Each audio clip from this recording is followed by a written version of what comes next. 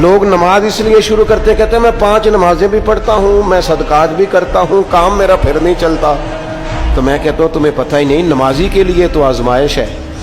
جتنا جتنا ایمان کامل اتنی آزمائش بھی زیادہ. اور یہ میں اپنے پاس سے نہیں کہہ رہا. حضرت ابو سعید خدری رضی اللہ تعالیٰ عنہ فرماتے ہیں میں نبی پاک علیہ الصلوۃ والسلام کی خدمت میں حاضر ہوا اور حضور کے دست مبارک کو چومنے کے لیے میں نے اپنے ہاتھ جب آگے کیے تو تپش تھی، تیز بخار تھا نبی پاک کو. تو حضرت ابو سعید خدری رضی اللہ تعالیٰ عنہ ارشاد فرماتے ہیں کہ میں نے، یہ سنن ابن ماجہ میں موجود ہے، فرماتے میں نے عرض کیا یا رسول اللہ صلی اللہ علیہ وسلم اتنا تیز بخار؟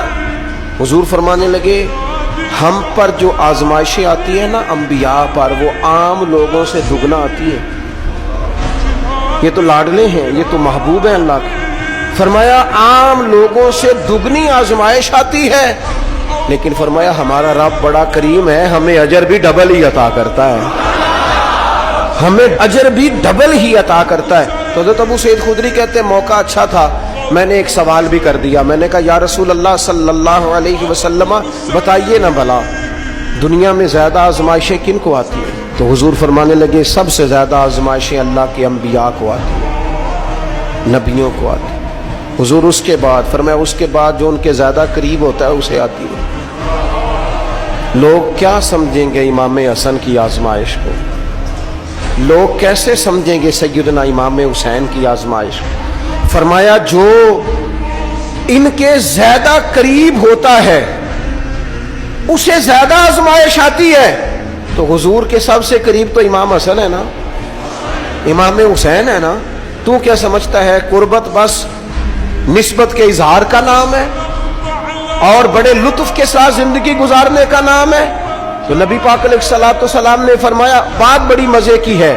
فرمایا پھر اللہ کے بعض بندے تو ایسے ہوتے ہیں جنہیں اللہ فقر میں مبتلا کر دیتا ہے. فرمایا ان کے پاس صرف ایک چادر رہ جاتی ہے، اتنا فقر ان کے پاس آتا ہے. لیکن جو حدیث کے آخری لفظ ہیں نا وہ وجد والے ہیں، وہ وجد والے ہیں، وہ سرور والے ہیں.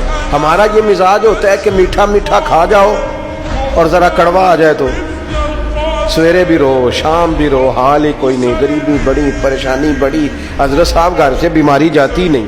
اور جناب کیا بتائیں، بعض لوگ تو ایسے ہیں جن کی بات سن کے لگتا ہے زندگی میں کبھی سوئے ہی نہیں، اتنے بڑے بڑے دکھ سناتے ہیں. او خدا کی رحمت کا بھی تو ذکر کرنا، خدا نے جو تیرے اوپر انعامات کیے ان کا بھی تو ذکر کرنا. ان کا تذکرہ ہی نہیں کر رہا میرا بھائی. نبی پاک علیہ السلام نے فرمایا ان لوگوں پر دکھ آتے ہیں پر قربان ہونے کو جی چاہتا ہے ان لفظوں پر.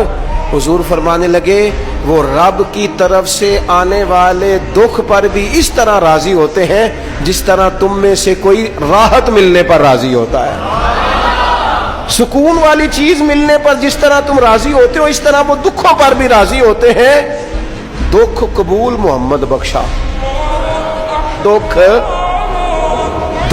قبول محمد بخشا، پر ایک شرط لگائی چھوٹی سی میاں صاحب نے. انہوں نے کہا 100 دفعہ قبول ہے، دکھ 100 دفعہ قبول، دکھ قبول محمد بخشا پر راضی رہن پیارے. یہ شرط یہ ہے کہ تو راضی رہ، تو راضی رہ، دکھ قبول محمد بخشا، راضی رہن پیارے. اور حضرت سلطان صاحب کہنے لگے ایسا کیتی ہے جان حوالے رب دے، ایسا عشق کمایا ہے اسی مرن تو پہلو ہی مر گیا، باہو تا مطلب نو پایا ہے.